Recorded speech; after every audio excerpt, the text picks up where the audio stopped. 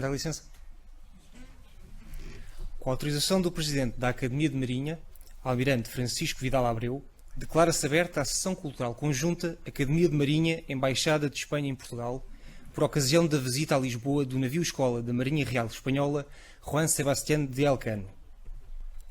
Vai usar a palavra o Presidente da Academia de Marinha. Boa tarde a todos.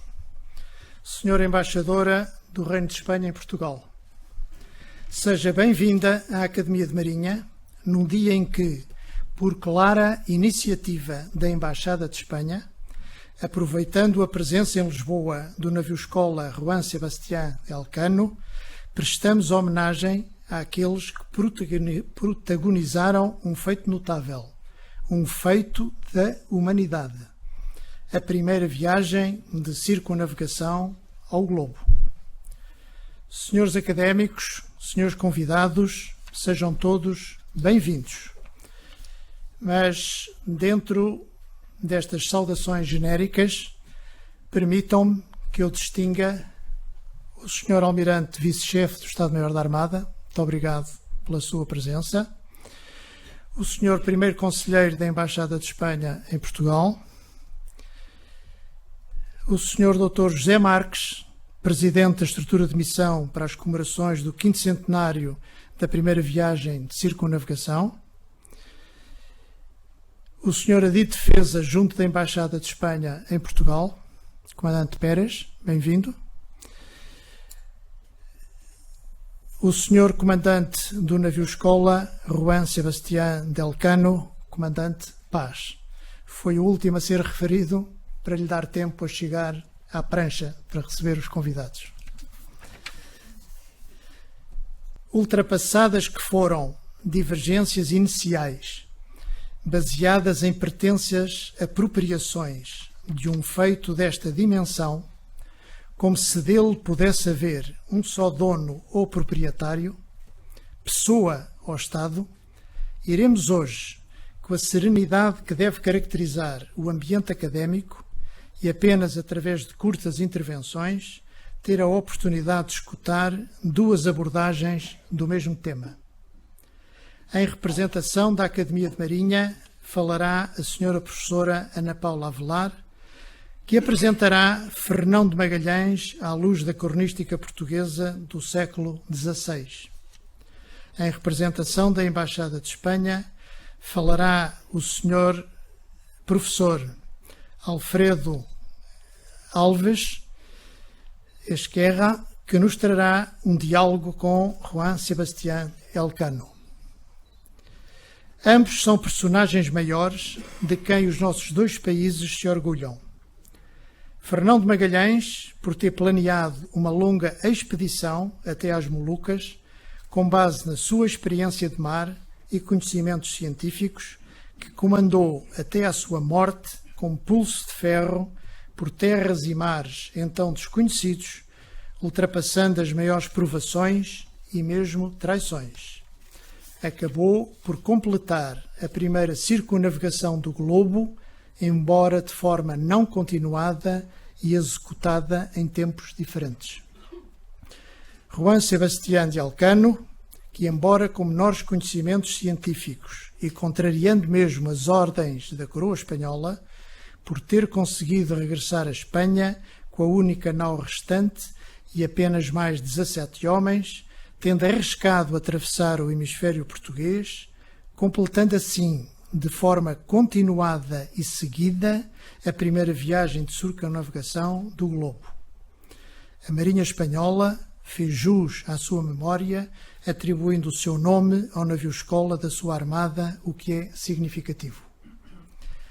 Esta viagem, que se pode dizer veio encerrar o período dos 100 anos da época dos descobrimentos, permitiu finalmente dar-nos a conhecer a verdadeira dimensão do globo e comprovar em definitivo a esfericidade da Terra. Foi realmente um feito notável.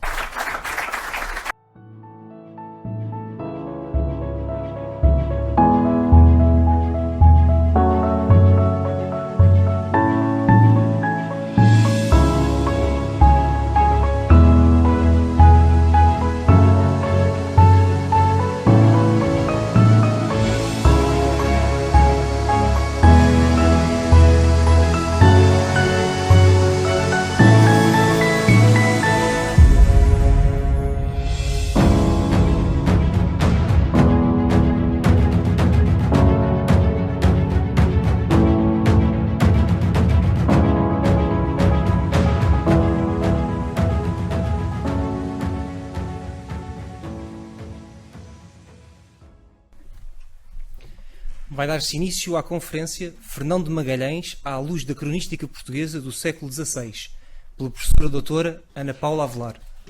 Boa tarde. Antes de mais, permitam-me que saúde o Sr. Almirante Francisco Vidal Abreu, Presidente da Academia de Marinha, a Sra. Embaixadora do Reino de Espanha em Portugal, Marta Betanços, restantes individualidades, prezados académicos e académicas, minhas senhoras e meus senhores. É para mim uma honra e privilégio estar aqui hoje nesta sessão conjunta por ocasião da visita a Lisboa do navio-escola da Marinha Real Espanhola, Juan Sebastián de Elcano, e partilhar com o professor Alfredo Álvarez Guerra esta evocação em torno de uma viagem dos seus atores, corolário de um tempo novo. Desde já importa referir que esta análise que aqui vos trago se inscreve na investigação que tenho desenvolvido ao longo de anos e decorre da já apresentada a esta Academia a quando do 7º Simpósio de História Marítima, que em 2001 teve como tema Fernão de Magalhães e a sua viagem no Pacífico, antecedentes e consequentes. Ela integra-se no contexto das comemorações do 5º centenário da circunnavegação de Magalhães-Elcano, que se iniciam neste mesmo ano de 2019, estando já previstas, nomeadamente sob os auspícios da Academia de Marinha, toda uma série de atividades que se desenvolverão ao longo de 3 anos. Este é, pois, o tempo para reconstituir e aprofundar o de quão significativo se tem e se está a investigar sobre esta temática. Assim, escolhi exatamente revisitar um conjunto de fontes específicas, a cronística portuguesa do século XVI, mais concretamente a da expansão, e desvendar o modo como Fernão de Magalhães aí foi descrito. Viso desocultar as repercussões que logo no século XVI tiveram as viagens deste navegador e compreender em traços muito gerais, porque o tempo a isso obriga, os contextos históricos em que as mesmas ocorreram.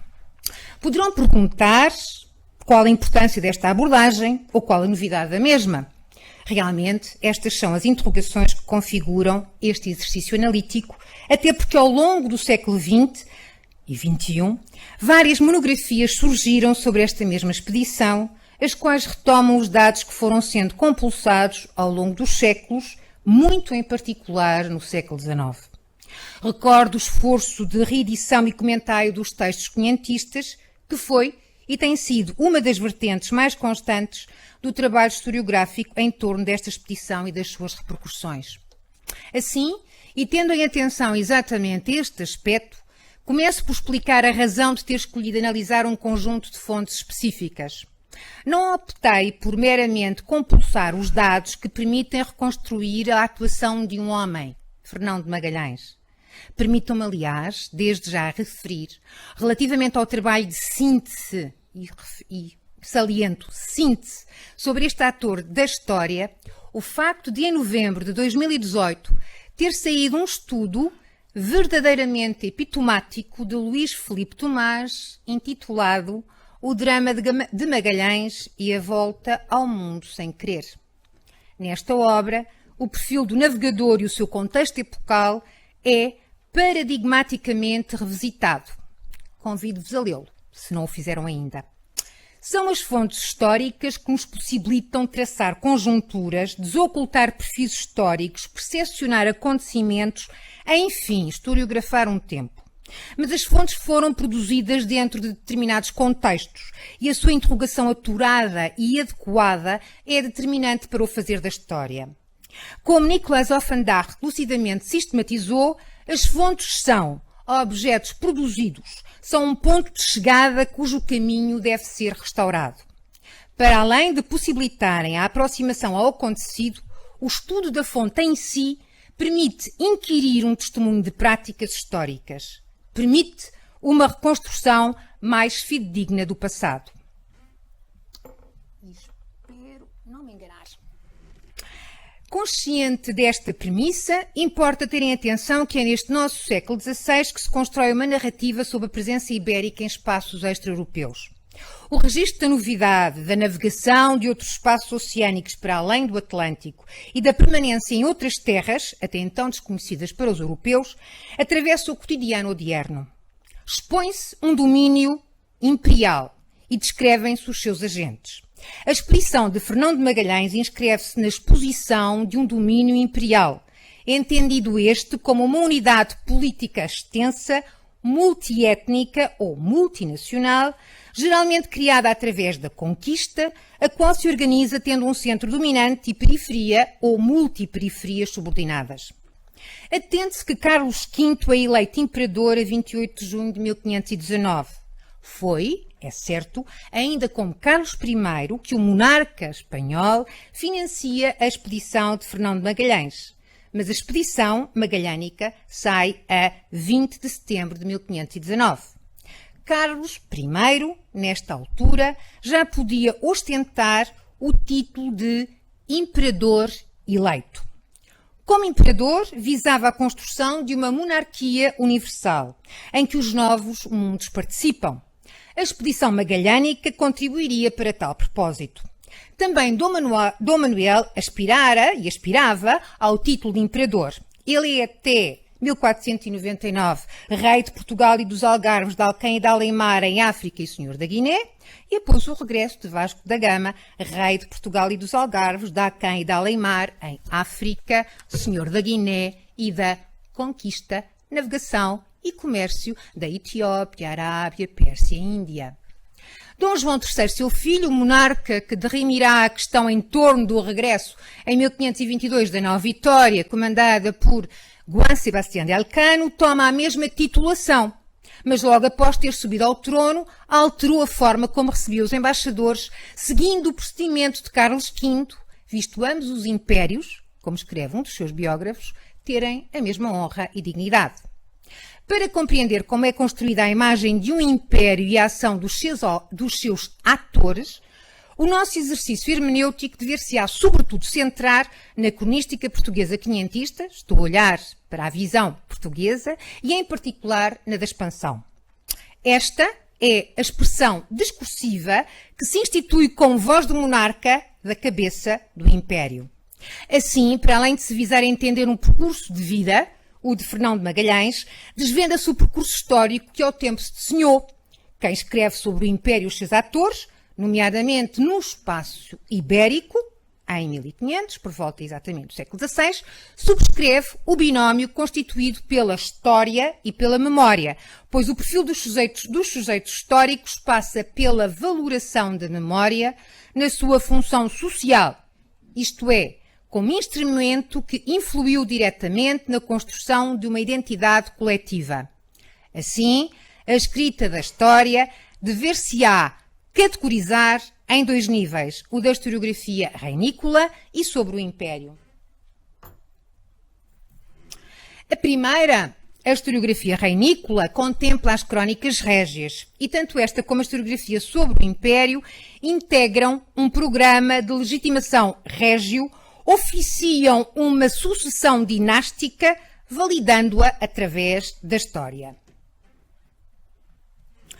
Desta última categoria, a historiografia sobre o Império, participam várias subcategorias, cujos domínios configuram temáticas identitárias diversas, desde as histórias gerais sobre o domínio imperial, aos discursos memorativos, digressões autorais, epistolografia ou até registros épicos, como podem ver.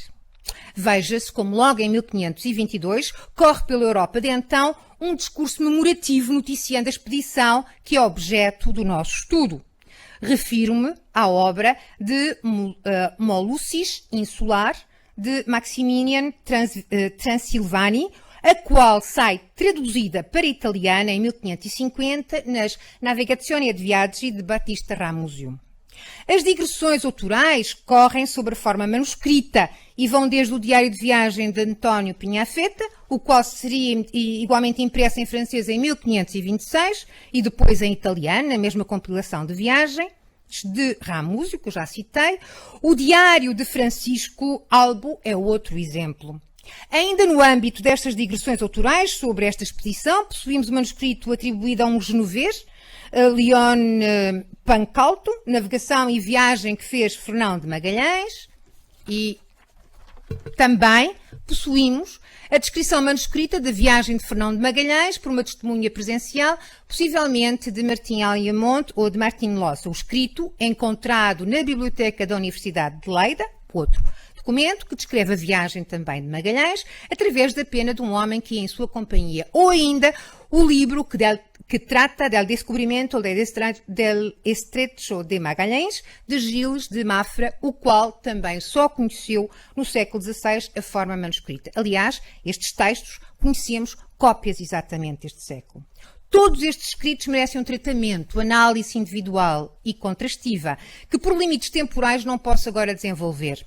Mas atentem na multiplicidade e diversidade das fontes enumeradas. Não se esqueçam que estamos no início do século XVI, primeira metade, às quais, a estas fontes, devemos somar um conjunto de relações e cartas que possuímos, onde temos colhido toda uma série de informações que permitem conhecer desde o custo da armada, o rol dos mantimentos levados, as inquirições levantadas a quando a rebelião de Gaspar de Quesada, capitão da nau Concepción contra Fernão de Magalhães, os gastos da armada e a notícia da especiaria que chegou ao reino e até as respostas dadas por Juan Sebastián de Elcano, capitão da nau Vitória, Francisco Alto, seu piloto, e Fernando de Bustamante, identificado como barbeiro da mesma nau, ao alcaide Santiago Dias. Isto para só elencar alguns dos documentos que estão inventariados e são conhecidos e que têm possibilitado a vários escritores contemporâneos redigirem diferentes romances sobre os sucessos e insucessos da viagem de Magalhães. Regressemos ao nosso século XVI.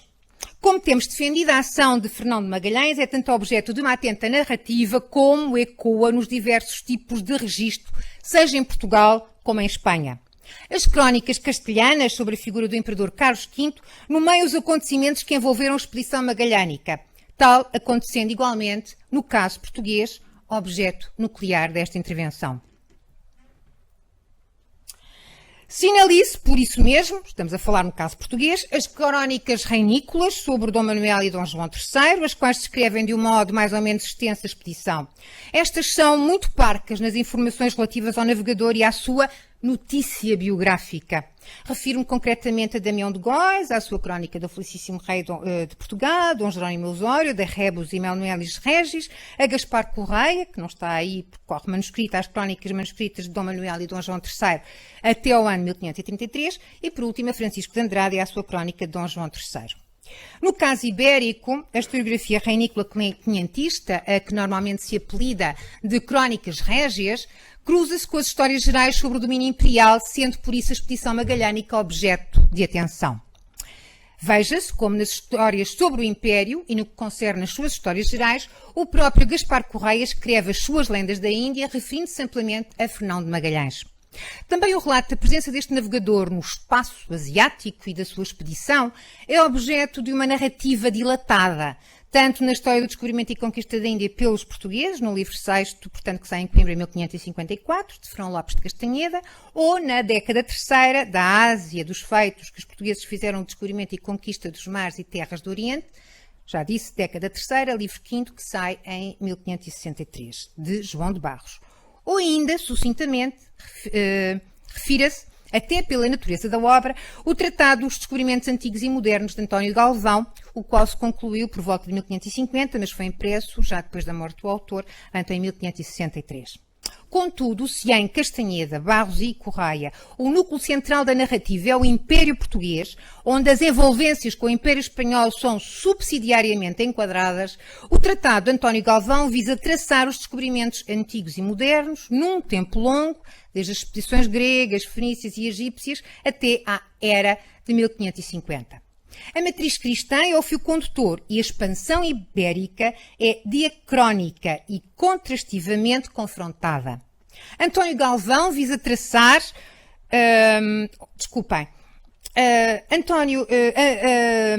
António Galvão já tinha anteriormente elaborado um tratado sobre as coisas de maluco, o qual tinha sido enviado, aliás, a Damião de Góis por vontade do cardeal Dom Henrique. Por outro lado, também um autor que redigiu uma crónica imperial, como Francisco López Gómara, escreveu uma história sobre o Império Espanhol, História General de las Índias, onde referencia Pietro Martire d'Anghiera e as suas De Orbe Novo, que sai exatamente o conjunto impresso em 1530. Por seu turno, Gonçalo Fernandes de Oviedo, na sua História General e Natural de las Índias, tem em atenção os seus pares. Refiro nomeadamente à segunda parte da obra, cujo trabalho é interrompido devido à morte do seu autor em 1557. Mas centremos-nos na cronística portuguesa, nas vozes que se debruçam sobre o Império, o português e preciso o perfil traçado sobre Fernão de Magalhães, interrogando as fontes, procurando vislumbrar se estas o expõem como um modelo de herói ou se, pelo contrário, se desenham um perfil comum, expondo-se os conflitos entre as coroas ibéricas e a disputa pelo domínio oceânico. Não iremos de modo algum esboçar em minúcia o seu percurso biográfico, ainda que se conheça o facto de este ter nascido no norte de Portugal, sendo referido no manuscrito de Leida ser oriundo do Porto. Nome longo, e depois podemos discutir isso, nas disputas em torno do lugar em que nasceu, deixa outros a contenda. Porém, considerando toda a documentação conhecida, subscrevo Luís Filipe Tomás quando afirma ser provável o facto de Magalhães ser natural do Porto. E eu subscrevo. Por volta dos 12 anos, o nosso navegador entrou ao serviço da Rainha Dona Leonor e, possivelmente aos 25, abraçou a carreira das armas. Em 1505, Fernão de Magalhães partiu para a Índia na armada de Dom Francisco de Almeida, onde seguiria também o seu amigo Francisco Serrão. Ora, importa, exatamente aqui, recordar de novo que as crónicas portuguesas da expansão se centram, centram a sua descrição sobre o Império Português no Oriente, enquanto que as espanholas no espaço americano. As referências sobre Fernão de Magalhães, nas diferentes narrativas, acompanham a digressão diacrónica dos acontecimentos, pelo que a referência ao nosso navegador acontece no momento em que os espaços por ele demandados são descritos cronologicamente. Assim, no caso português, esta primeira estadia de Magalhães por mares e terras orientais é então objeto da atenção dos cronistas da expansão. Magalhães participou nos ataques a Quilwa e Mombasa na África Oriental e em Honor na costa de Canará, integrando a expedição que resultaria na construção de uma fortaleza em Sofala. No início de 1509, talvez o nosso navegador tenha participado no ataque a Tio, mas tomemos as referências mais substantivas na cronística portuguesa da expansão sobre Magalhães, a voz de Gaspar Correia, a qual assinalaria a sua presença no ataque perpetrado por Dom Fernando Coutinho, a Calcute, onde, segundo ele, o navegador, Fernão de Magalhães, teria ficado muito ferido. Magalhães acompanharia Diogo Lopes Sequeira a Malaca, em 1509, e, como Castanheda sucintamente referiu, interviu na luta travada pela instalação da feitoria. É de novo Gaspar Correia quem amplamente descreve, nas lendas da Índia, a emboscada de que teria sido alvo Diogo Lopes Sequeira, assinalando o facto de Magalhães ser quem o teria alertado para o ataque inimigo. Magalhães, segundo exatamente Correia, protagonizaria igualmente o salvamento de alguns portugueses, entre os quais se encontraria o seu amigo Francisco Serrão. Já Castanheda, na sua história, assinalaria como, neste regresso de Malaca, em 1509, Magalhães evidenciaria os seus conhecimentos náuticos, servindo plenamente os interesses portugueses. Refira-se desde já que na cronística da expansão possuímos dois momentos nucleares que descrevem a atuação de Magalhães. O primeiro é quando é relatado o naufrágio de Sebastião de Sousa nos Baixos de Pádua, perto de Cananor. O segundo é quando é descrita a sua viagem de Magalhães às Ilhas do Cravo ao serviço de Carlos I.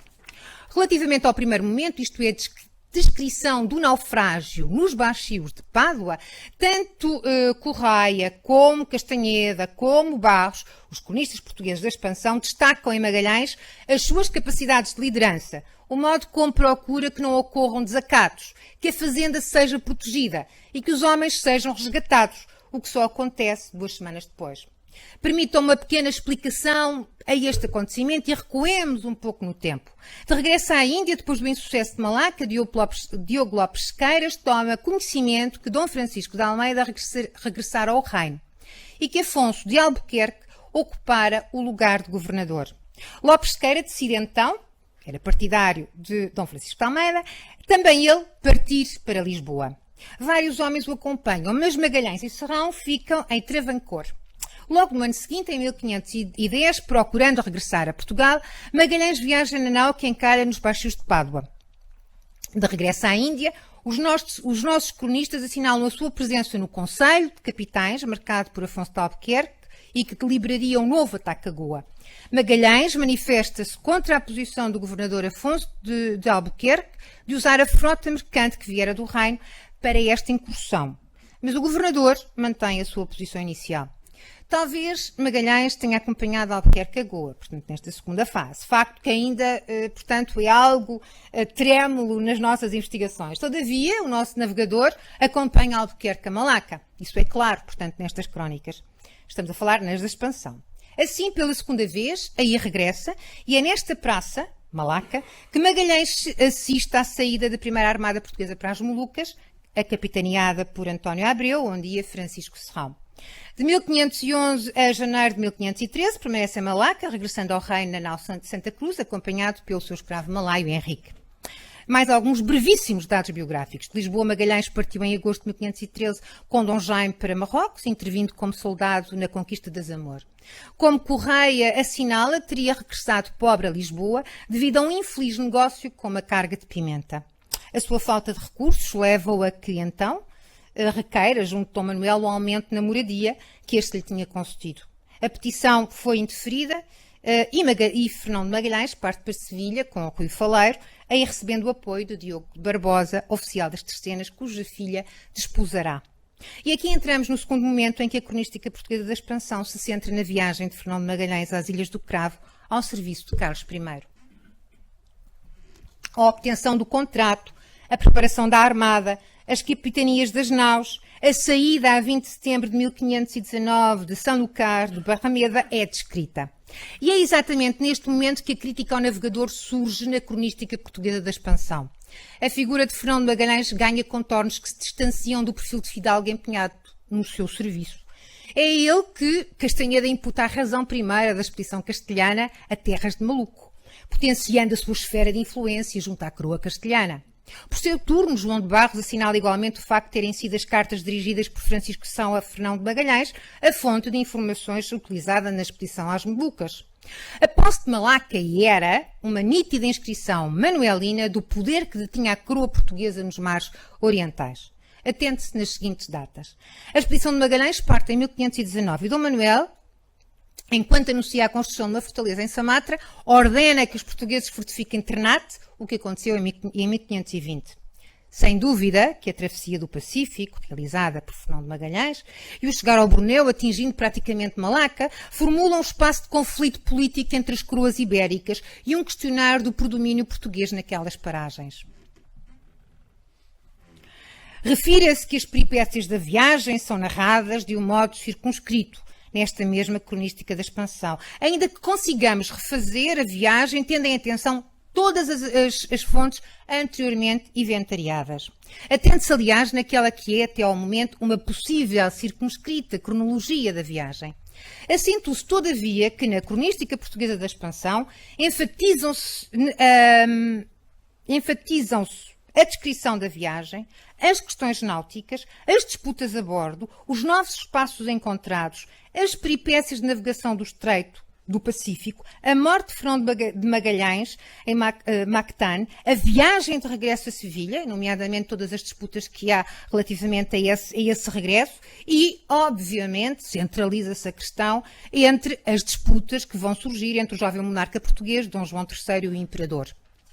Este monarca, Dom João III, português, reiteradamente recordaria ao imperador Carlos V a promessa de que a expedição de Magalhães não entraria no espaço português. Dom João III exigiria ao imperador que lhe fosse entregue a carga da nau Vitória, pois, segundo ele, as Molucas situar-se-iam no espaço de domínio português, determinado pelo Tratado de Tordesilhas, no já longínquo ano de 1494. Em suma, e estou a terminar, é certo que Fernão de Magalhães morreu em Mactan e que a viagem foi concluída por Juan Sebastián de Elcano. É igualmente certo que esta rota só raramente foi utilizada. Contudo, os espanhóis estabeleceram-se em Tidor, chegando as suas embarcações a partir de Acapulco, contestando-se a presença dos portugueses estabelecidos em Ternate. Durante aproximadamente 7 anos, as tensões locais adensar-se-iam e as acesas disputas entre Portugal e Espanha relativamente à posse destes territórios só abrandariam em 1527, a altura em que Carlos V, no Tratado de Saragossa, aceita, mediante pagamento, renunciar às Molucas. Não encontramos na cronística da expansão portuguesa, portanto, um perfil heroicizado de Fernão de Magalhães. Traça-se sim o perfil de um navegador que, conhecendo o seu ofício, nomeadamente naquela primeira parte que eu aqui descrevi, e sentindo-se agravado pelo monarca, oferece os seus serviços à coroa rival. Ele é aquele que, como Camões poetiza no seu canto imodécio, e cito Camões, de seu rei mostrando-se agravado, caminho há de fazer, nunca cuidado. Fim de citação. Ele, Magalhães, é aquele que, na voz do nosso poeta maior, o português neste caso, buscaria a parte mais remota da costa de Vera Cruz, atravessando, na voz de Camões, cito de novo, a via mais que meia, que ao Antártico Polo vai da linha. Fim de citação. Magalhães passaria o estreito que ficaria com o seu nome, caminharia, no escrever da epopeia Lusíada, cito de novo, para outro mar e terra que ficaria onde? As suas frias asas o austro as esconde. Se, palavras minhas agora, Fernão de Magalhães revelou, como escreve Luís Filipe Tomás, um verdadeiro toque de gênio ao seguir a rota mais racional, atravessando à primeira tentativa a imensidão do Pacífico, a Elcano assiste o mérito de haver conduzido a salvamento a sua nau, seguindo uma rota quase tão desconhecida como a adotada por Magalhães no Pacífico. Fim de citação de Luís Filipe Tomás. Esta, palavras minhas, oferecia inúmeros e desconhecidos perigos, que foram claramente ultrapassados. Enfim, descobrir os atores da história é compreender um mundo pretérito, um presente em construção, onde a história está sob o permanente signo da irrupção do novo.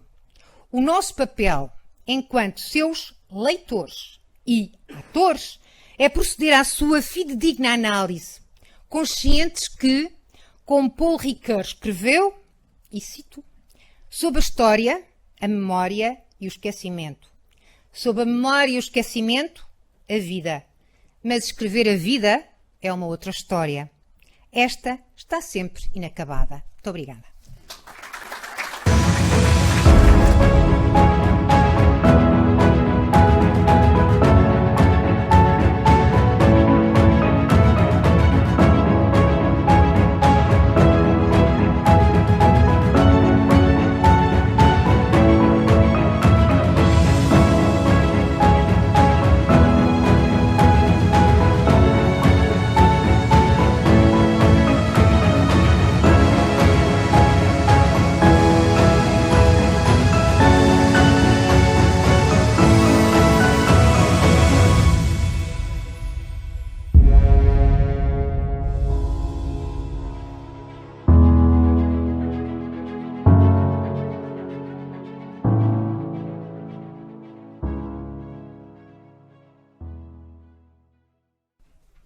Excelentísimo almirante Francisco Vidal Abreu, excelentísima señora embajadora de España, doña María Betanzos, excelentísimas e ilustrísimas personalidades, señoras y señores, especialmente querido comandante del Juan Sebastián Elcano. Se me ha invitado hoy a hablar sobre Juan Sebastián Elcano en Lisboa, y verdaderamente no solo que es un privilegio, sino una enorme responsabilidad que he asumido con la emoción que un historiador debe asumir las obligaciones sociales que le corresponden. Cuando tuve que empezar a hacer... Bueno, antes de empezar, tal vez sea conveniente tener en cuenta que Juan Sebastián Elcano nació en Guetaria en 1476 y murió en el Océano Pacífico, en algún sitio, el 4 de agosto de 1526, que la primera expedición de Fernando de Magallanes Elcano salió de Sanlúcar de Barrameda, como ha explicado ahora mismo la profesora Velar, el 20 de septiembre del 19, volvió el 6 de septiembre del 21, que Magallanes murió en Mactán el 27 de abril del 21, pero que Juan Sebastián Elcano se enroló en una segunda expedición a las Islas Malucas, que fue la de Fray Jofré García de Loaiza, que salió de La Coruña el 24 de julio de 1525 y que no volvió, o fue volviendo muy despacio hacia, primero, lo que volvió a Lisboa en la primavera de 1536. ¿De acuerdo? Durante esta segunda expedición duró 11 años y murió en medio de esta segunda expedición, en medio del Océano Pacífico, Juan Sebastián Elcano, Juan Sebastián del Cano, en fin, que se le puede llamar de muchas maneras. Cuando empecé a redactar el texto de esta conferencia, verdaderamente no sabía bien cómo empezar. Y no es un ardid literario como el que utilizó Cervantes en la primera parte del Quijote, sino que es una verdad enorme, como enormes son las soledades en la mar océana. No es sencillo esto de sintetizar en media hora, acaban de concederme 40 minutos, no es sencillo esto de sintetizar en 40 minutos la vida de un personaje, y menos aún si es la vida de alguien que cambió el decurso de la historia de la humanidad, ni más ni menos. La historia de la humanidad tiene un antes y un después de la vida de este hombre de Guetaria, que fue un hombre hosco, duro y muy difícil. Así que, sin saber bien cómo empezar, de repente me vi con que había empezado a pensar en voz alta y a poner por escrito lo que se me iba ocurriendo. Lo que se me iba ocurriendo era hacer, primero, unas reflexiones generales. Segundo, un recordatorio en voz alta de que qué es lo que se ha escrito más importante o qué recopilaciones de documentos se habían hecho sobre Juan Sebastián Elcano, y por lo tanto la intervención anterior de la profesora Alvear ha sido fantástica porque me ahorra tiempo. Tercero, sigo todavía sin saber qué decir de Juan Sebastián Elcano. Algo se me irá ocurriendo con la ayuda de Dios, que dirían ellos. Primero, la vida de Juan Sebastián Elcano está compuesta, como la vida de todos y cada uno de nosotros, por varias vidas más o menos concatenadas. A cada una de esas vidas las podemos llamar microvidas o periodos existenciales. Excepcionalmente puede ocurrir que el individuo rompa con los moldes de lo que en la vida colectiva se considera lo normal, pero suscitando la admiración de sus congéneres e incluso de las generaciones por venir. Entonces, este ser será un desviado social, pero positivo, como desviados sociales son positivos los santos y los héroes, o todos aquellos a los que el grupo admira y desea imitar o alcanzar, como los futbolistas. Juan Sebastián Elcano era un desviado social positivo, esto es, un héroe. Pero a veces también fue un ser humano normal y corriente e incluso vulgar. Segundo, una segunda reflexión que pensé hacer era la de repasar rápidamente lo que se había escrito sobre nuestro héroe de hoy. Lo resumiré, aun a fuerza de ser didáctico, es decir, perdiendo rigor, lo resumiré en dos frases. Por razones de necesidad de construir una nación desde finales del siglo XVIII y sobre todo a lo largo del siglo XIX, se publicaron las primeras biografías o se buscaron y editaron los documentos que dieran luz a la vida de Juan Sebastián Elcano. Lo mismo pasó exactamente y por las mismas fechas con Miguel de Cervantes, por ejemplo. Lo mismo ocurría por todas las partes de la Europa entre la Ilustración, el Romanticismo y aún más acá. En medio de aquel ambiente de búsqueda del pasado, de las glorias nacionales, no es de extrañar, pues, que la primera gran monografía sobre aquella pareja Magallanes-Elcano se publicara en España en 1769 y la diera a la luz precisamente la imprenta real. El autor, Casimiro Gómez Ortega, fue un gran botánico, un gran historiador de las expediciones científicas del siglo XVIII y, en fin, uno de los últimos ilustrados o humanistas. A partir de aquellos años de la Ilustración se puso en marcha una curiosa costumbre, la de escribir historia apoyándose en documentos, y se empezaron a rebuscar documentos por todas partes y por todos los archivos y sobre todos los temas, costumbre, sobre todo, del siglo XIX en adelante. Y así las cosas, la primera obra en que se narraba con profusión documental el primer viaje de Elcano la dio a la luz en 1837. No se ve nada, ¿verdad? Lo siento. La dio a la luz en 1837 Martín Fernández de Navarrete, y en este año dio a la luz otra serie crucial de documentos para poder conocer la segunda expedición de Juan Sebastián Elcano. 5 años después, 1842, publicó otro aluvión de documentos, entre los que incluía el testamento de nuestro protagonista de hoy. Y precisamente, como ven, 1842, tomo primero de la colección de documentos inéditos para la historia de España. Había que escribir una historia de España con documentos y empiezan a buscarse alrededor de mediados del siglo XIX.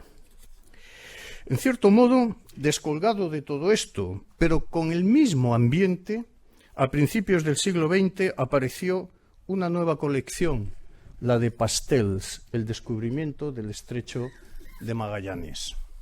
Gracias. Obrigado. Pero además de las colecciones documentales o de las referencias históricas, había habido otras obras de inapreciable calidad, los diarios y los derroteros de los que ya nos han hablado y no voy a tratarlo más, como son los de Francisco Albo o el de Pigafetta, donde curiosamente en el de Pigafetta no se cita ni una sola vez a Juan Sebastián Elcano. De la segunda expedición hay menos relaciones, pero son también muy jugosas. Obviamente he de destacar una que se conserva en el Palacio Real de Madrid, escrita por un tal Andrés de Urdaneta, demasiado lacónico cuando Urdaneta habla o calla sobre Juan Sebastián Elcano. Me da la sensación de que ya he entrado en materia, pero se me va el tiempo. No sé cómo voy a controlar la situación. Afortunadamente para mí, resulta que de este individuo se conserva el documento más importante, más trascendente que ellos hacían y que nosotros ahora lo hemos limitado a ser tan solo un acto jurídico. Juan Sebastián Elcano dictó testamento y el testamento se conserva. Tiene algunas cosas interesantes que me apetece compartir con ustedes. Efectivamente, Juan Sebastián Elcano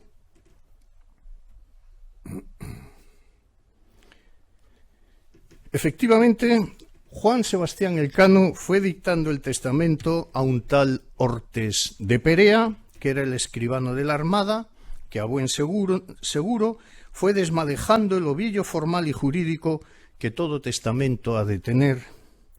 Ortes de Perea le lee el encabezamiento más o menos normal y formal que todos habremos de poner algún día y que Dios quiera que sea cuanto más tarde mejor. Y Juan Sebastián Elcano acepta la inclusión en el registro de sus últimas voluntades de la fórmula normal. Como pueden leer claramente arriba, lo he puesto más grande para que se vea mejor, claro. In Dei nomine, amén. Sepan cuantos esta carta de testamento vieren, como yo, el capitán Juan Sebastián del Cano, vecino de la villa de Guetaria, estando enfermo de mi persona y sano de mi entendimiento y juicio natural, etcétera, etcétera, etcétera. La pausada lectura de un testamento del siglo XVI enseña muchas cosas si está escrito con sentimiento. Para que un testamento sea válido, debemos identificarnos, decir quiénes somos y, sobre todo, que testamos estando sanos de nuestro juicio y entendimiento natural.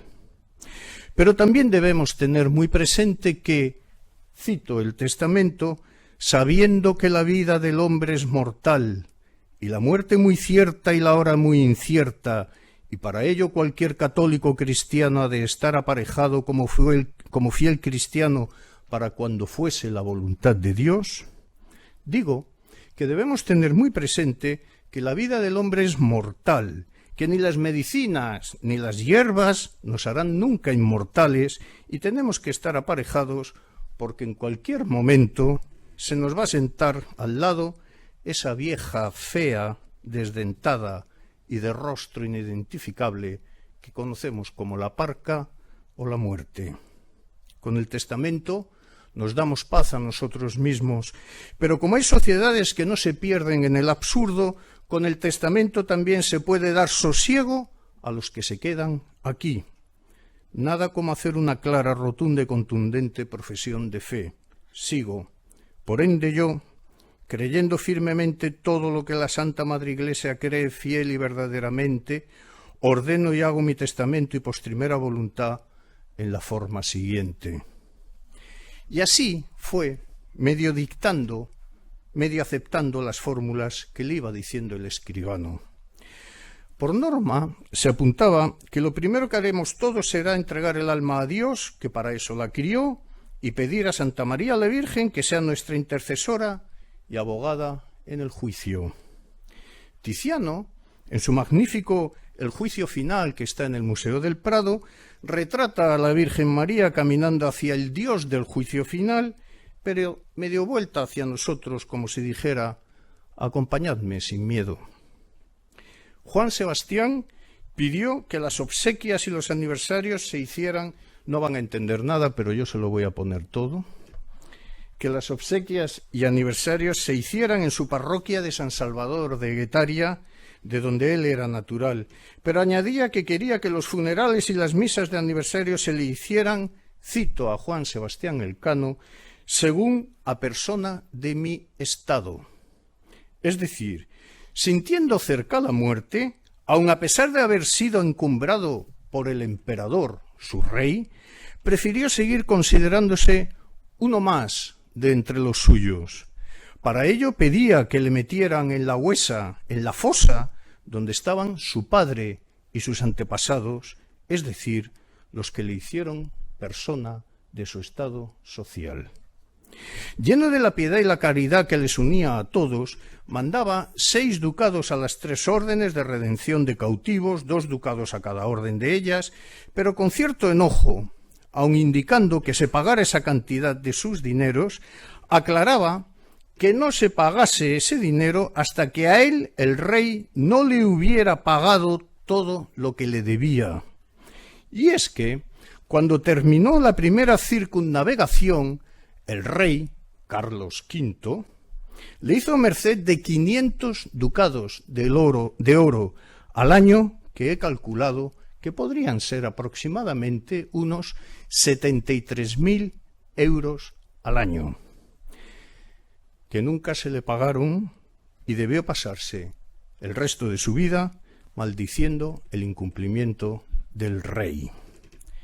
Juan Sebastián era hombre de muchas oraciones y no quiso olvidarse de ninguna iglesia de su tierra natal. Los listados que ven ahí son, como van a ver, de iglesias y de otros bienes, ya lo vamos a ir viendo. Y no se olvidó de nada, de la iglesia de San Salvador de Guetaria, de su tierra natal, para la que dio 6 ducados de oro. A la de San Martín, que está también en la jurisdicción de Guetaria, dice otros 12 ducados de oro para una casulla.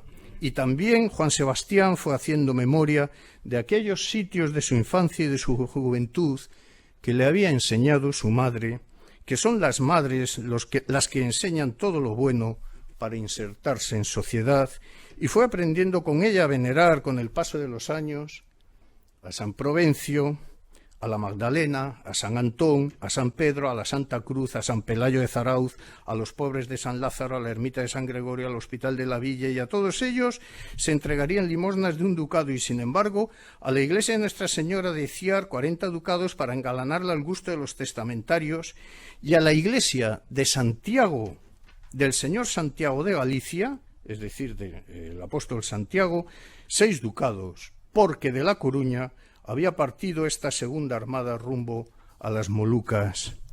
Y la letanía de demandas de caridad para que su paisaje visual e imaginado de iglesias, retablos o capillas maltrechos pudiera tener el decoro que ha de tener para mejor servir a Dios, seguía, cito, ítem, mando a Santa María de Guadalupe en Extremadura 6 ducados de oro, mando a Nuestra Señora de Aránzazu 1 ducado de oro, mando a Nuestra Señora de Iruni Graunzu 1 ducado de oro, mando al monasterio de Sasiola 10 ducados de oro, mando a Santa Engracia de Ayazna 1 ducado de oro, y así sucesivamente. En tiempos había prometido ir en peregrinación a la ermita de Santa Verónica de Alicante, porque en tiempos de juventud, acaso con la expedición de Cisneros a Orán en 1509 o con el Gran Capitán en Nápoles, debió andar por Alicante y dejó allí un exvoto, y ahora que todo parecía presagiar que ya no iba a poder ir de nuevo a Alicante, quería dejar otra limosna para aquella ermita. En fin, y antes de embarcar en el viaje también se había concertado con el guardián y los frailes del monasterio de San Francisco en La Coruña para que diesen una misa de concepción diaria y para que, cuando volvieran a España, tuvieran unas limosnas que también quedaban ordenadas a lo largo de todo este testamento lleno de obras de caridad, que era así Juan Sebastián Elcano. Le admiraba también, por cierto, el recuerdo de su padre. Por ello pedía que a su padre se le diera una misa al año en la iglesia de San Salvador y que la diera un tal don Lorenzo de Sorazábal, que se le diera a su padre otra en la iglesia de la Magdalena y otra más en Ainza. Insistía Juan Sebastián Elcano una y otra vez en que todo esto se pagara cuando el rey le hubiera pagado a él lo que le debía y que nadie tuviera derecho a solicitar nada hasta que llegara el día en que el rey le pagara lo que le debía. Así que, si a Juan Sebastián Elcano, el emperador, no le abonaba lo comprometido, ninguna de todas estas misas ni mandas caritativas para la salvación de su alma y las de sus antepasados se cumplirían.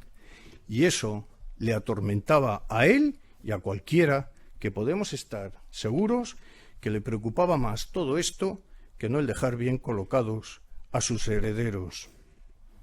Herederos, por cierto.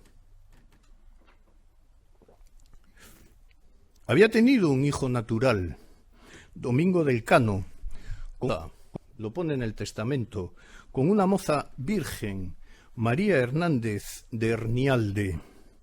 A ella le entregaba 100 ducados de oro, pagaderos antes de cumplirse 2 años de la llegada del testamento a España. En el lecho de muerte, o en la hamaca de muerte, recordaba también otras felicidades que había tenido Juan Sebastián Elcano.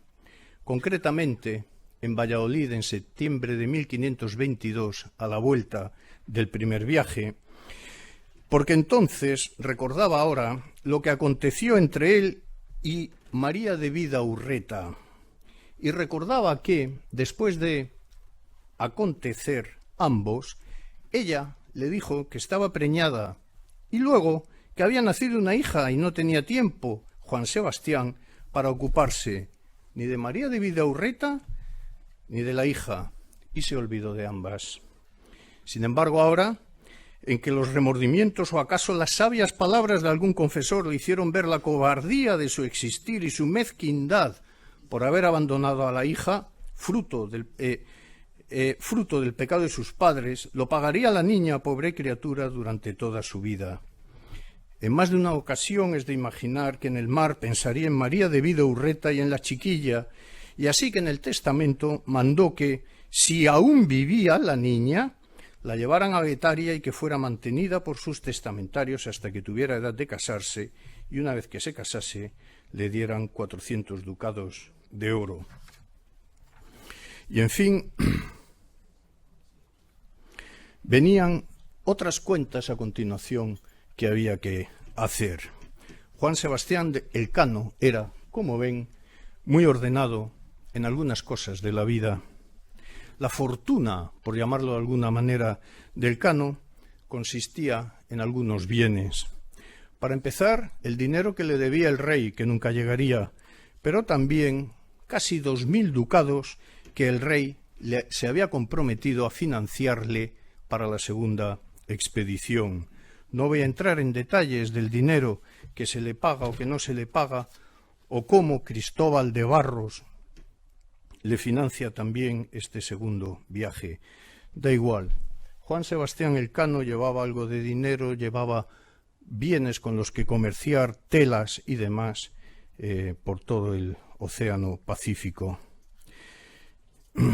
Todas, y es la relación esta, todas estas cosas y todos estos cachivaches eran los que se usaron para comerciar con los reyes de aquellos pueblos salvajes, e incluso en su caso las usaron a bordo y luego las vendían como platos, saleros, aguamaniles, cristalinos comunes, papel en resmas, que es un gran invento, telas de angeo, cascabeles que les encantaban por simpáticos a los naturales, con los que se iban encontrando, platos, cuchillos, fascinantes tijeras, hilos y sombreros, piezas de naval, holandas, bretañas, manteles y muchas telas de todos los tipos que son fáciles de transportar, aguantan el viaje y encantaban, como digo, a los indios. Como era un caballero, llevaba 2 espadas y como descubridor una esfera Roma del mundo a bordo y tan solo 2 libros, porque Juan Sebastián Elcano no era un gran humanista, 2 libros. El uno, escribe el escribano, llamado Almanaque en latín, un libro en 1520 y tantos, Almanaque en latín. ¿Qué libro sería?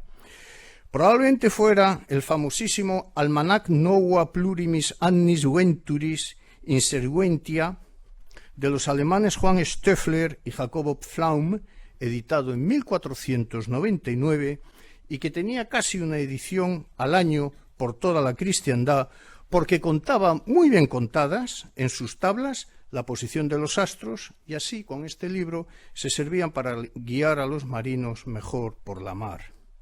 Llevaba un segundo libro, Juan Sebastián Elcano, a bordo, cito, otro libro de astrología.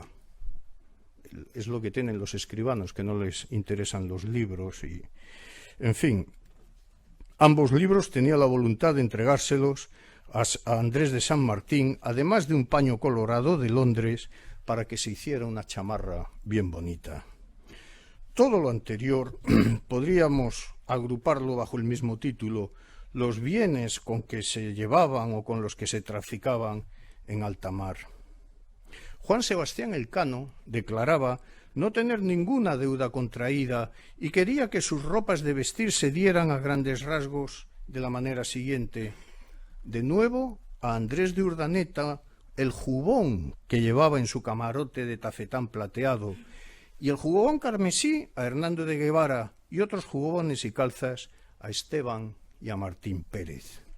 Martín Pérez era hermano de sangre de Juan Sebastián y Hernando de Guevara también, porque entonces los apellidos no se daban de padres a hijos, sino que se ponía cada cual el que quería.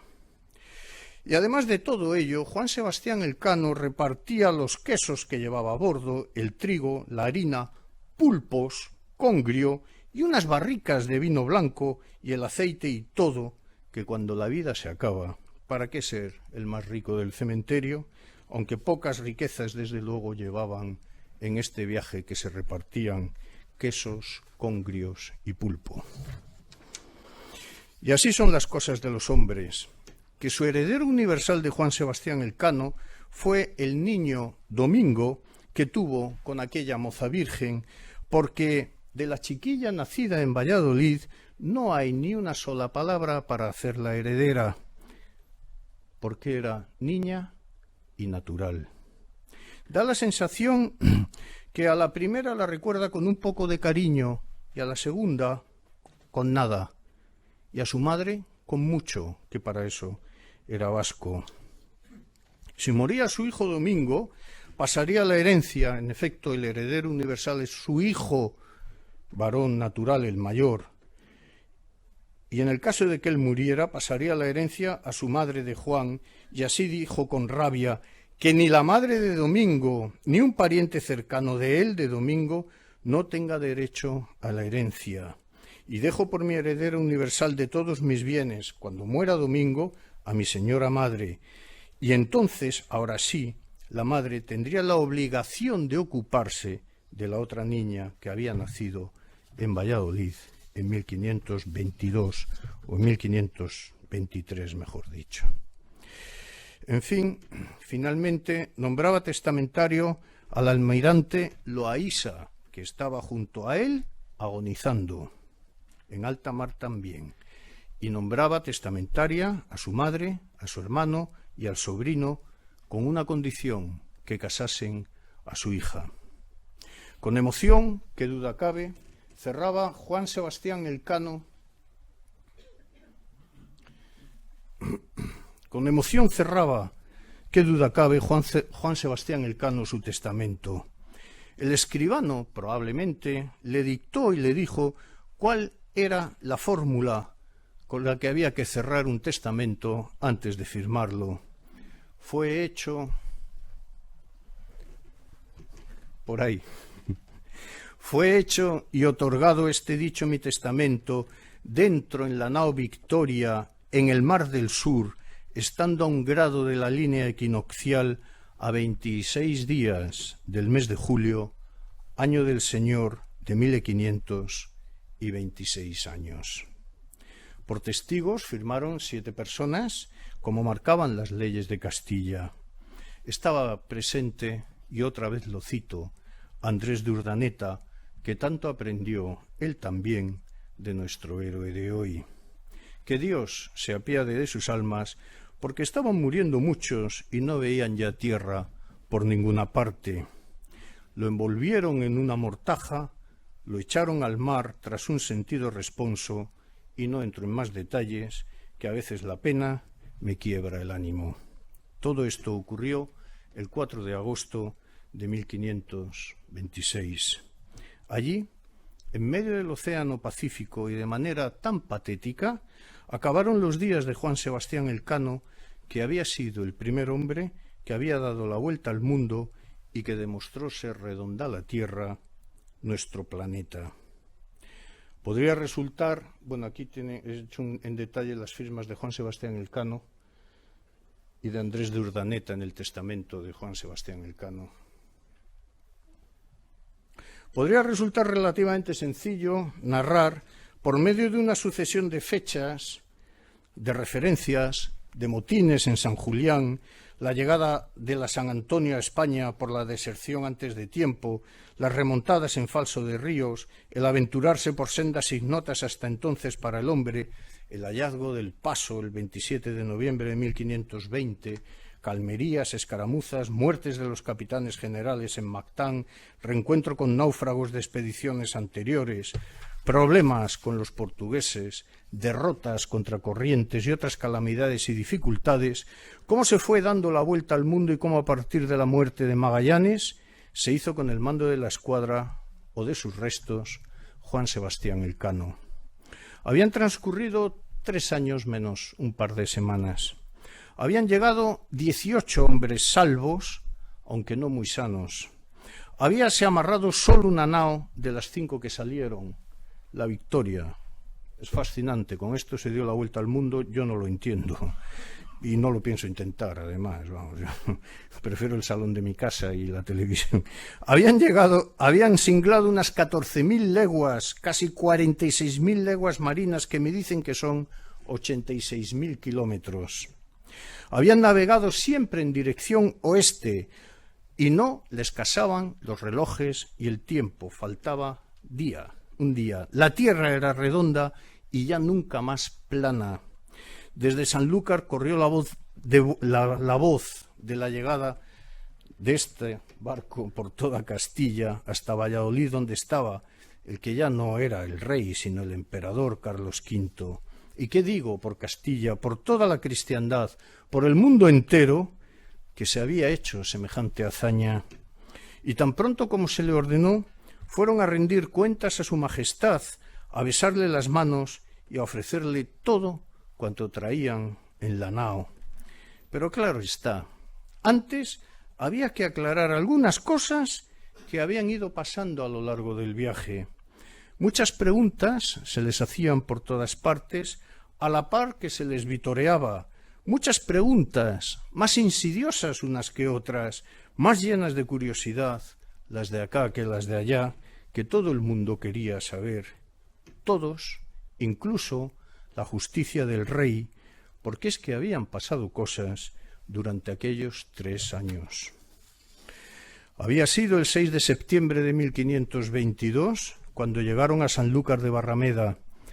Era la primera vez que hombres bojaron y circunnavegaron el mundo y anduvieron todo lo que el sol anda.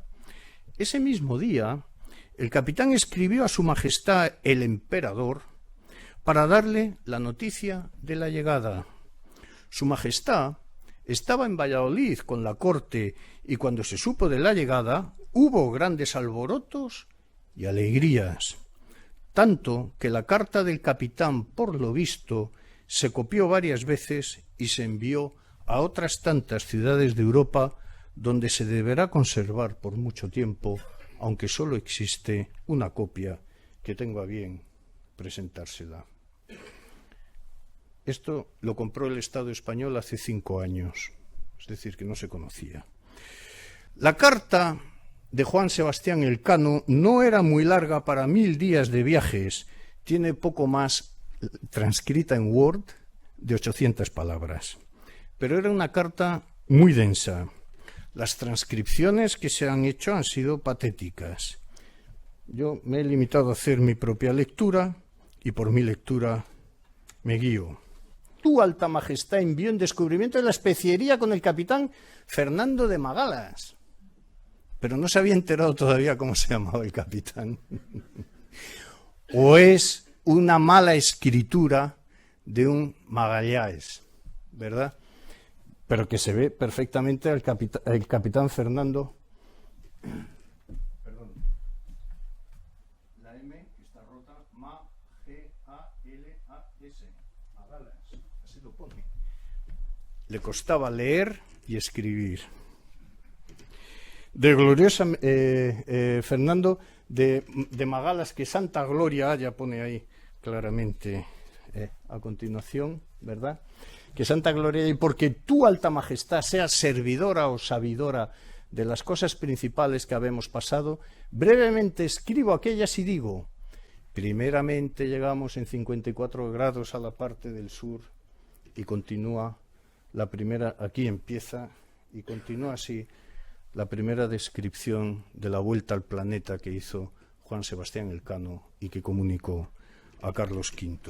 Carlos V le llamó a Valladolid y allí declaró, y allí se le dieron, de aquella manera que se le dieron, ¿verdad?, las mercedes imperiales, el dinero que nunca llegó, se le dio escudo, se le dio permiso para llevar espada y 2 guardaespaldas, no se sabe por qué, a petición del propio Juan Sebastián Elcano, y así sucesivamente.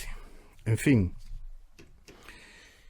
Gonzalo Fernández de Oviedo escribe sobre el Arca de Noé, sobre la Argo, sobre Jasón, sobre la embarcación Sosi del rey de Egipto, sobre la gallega de Colón, y pondera las hazañas de todas estas naves de la antigüedad, pero deja claro que la mayor y la más grande de todas las hazañas fue la de la nao Victoria, porque ellos, en aquel raro, extraordinario, intenso y complejo siglo XVI, consiguieron empequeñecer todo lo que el hombre había hecho anteriormente y cambiar el decurso de la historia de la humanidad. El resto del viaje, estoy terminando ya, el resto del viaje de la Segunda Armada fue entre titánico y descorazonador. enzarzados en el otro lado del planeta españoles y portugueses en una guerra por los asentamientos en tan lejanas tierras, resulta que entre tanto en abril de 1529 el emperador y el rey de Portugal firmarían en Zaragoza un tratado por el cual Carlos V, probablemente ya descorazonado de los resultados de las expediciones al Maluco, pero por el contrario, encantado con las noticias de Nueva España, esto está ocurriendo a la vez que se conquista México, de Nueva España y de tierra firme, aceptó ceder temporalmente las Molucas a Juan III a cambio de un pago de 350.000 ducados de oro, etcétera, etcétera. Pero mientras se firmaba este tratado de 22 de abril en Zaragoza, estaban en Tidore y en Terrante en guerra castellanos y portugueses por el dominio de aquellas islas. Y ciertamente en aquellas islas llegaban noticias de la firma del tratado, pero en barcos portugueses, por lo cual los castellanos no las creían y no se creían que hubiera paz y seguían peleando en inferioridad numérica contra los portugueses, mejor asentados en tierras que en efecto eran suyas, aunque se les negaran. Al final, los portugueses, naturalmente, se impusieron sobre los castellanos y poco a poco los supervivientes de aquella segunda expedición, la de Loaísa, fueron llegando hasta en la primavera de 1536 a la península ibérica. De entre aquellos navegantes, uno, otra vez, Andrés de Urdaneta, llegó cargado de planos, mapas cartulanos y experiencias a Lisboa. Aquí todo eso le fue requisado, pero no sus saberes. Los expuso de memoria ante el Consejo de Indias en Valladolid. En cualquier caso, en 1565 se logró por vez primera en la historia de la humanidad regresar desde aquel océano Pacífico hacia América. La épica travesía, aprovechando las corrientes del Curosivo, con cuya existencia tanto habían soñado los navegantes españoles de medio siglo antes, supuso un hallazgo no menor que el de las corrientes marítimas y el de los vientos, descubiertas y o usadas por Colón o los demás derroteros por África que los portugueses llevaban utilizando desde principios del siglo XV. Efectivamente, con Elcano se dio la vuelta al mundo y se demostró que la Tierra era redonda. Con Andrés de Urdaneta y a partir de 1565 se puso en marcha por los vascos y los castellanos la primera globalización del planeta hacia Occidente, toda vez que se regularon las salidas de las flotas desde Sevilla, Nueva España y tierra firme, desde Acapulco y Manila y vuelta. Ellos, al igual que nosotros, sintieron durante su globalización esperanzas, miedos, contradicciones de aquella inmensa y prodigiosa primera globalización, tan parecida y tan próxima a la que nosotros hoy en día estamos viviendo y somos protagonistas y actores. Muchísimas gracias por su paciencia. Gracias.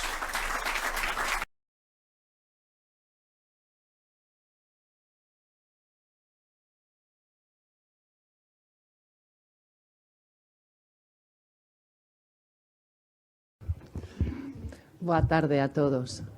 Anuncian mi nombre como si fuera a decir gran cosa, mas no puedo. Es imposible, ¿eh? Después de haber asistido a un debate, a una presentación tan completa, tan ilustrada y tan personal por cada uno de los dos ponentes, la profesora Paula Avelar y el profesor Alfredo Alvar, pues claro, yo creo que a mí solamente me corresponde agradecer. Puedo agradecer en muchos idiomas, particularmente en español y portugués, pero no debería añadir mucho más. Simplemente, presidente de la Academia de Marina, al vicepresidente también que nos acompaña hoy y, por supuesto, a los dos grandes, representantes simbólicos de nuestros héroes de hoy, que son tanto el vicealmirante Jorge Palma, que representa a la Marina portuguesa en este momento, y al capitán Ignacio Paz. al comandante, Ignacio Paz, que nos ha traído hoy a colación, con la llegada del buque escuela Juan Sebastián Elcano, la oportunidad de tener este interesante debate, esta interesante presentación, que, como siempre ocurre, pues nos suscita nuevas reflexiones, muchas más preguntas que respuestas, y me alegra muchísimo saber, cuenten con esta embajada desde este momento, que en el seminario debate que se inicia en el mes de noviembre y que se prolongará, ¿dicho cuántos años? 4. 4, bien. Aquí nos tendrán, dispuestos a hablar, a compartir, a reflexionar juntos y a ser capaces de construir una historia no solamente de héroes nacionales, sino también de personajes globales que nos iluminen y nos ilustren a todos. Muchísimas gracias. Com a autorização do Presidente da Academia de Marinha, declara-se encerrada a sessão cultural conjunta.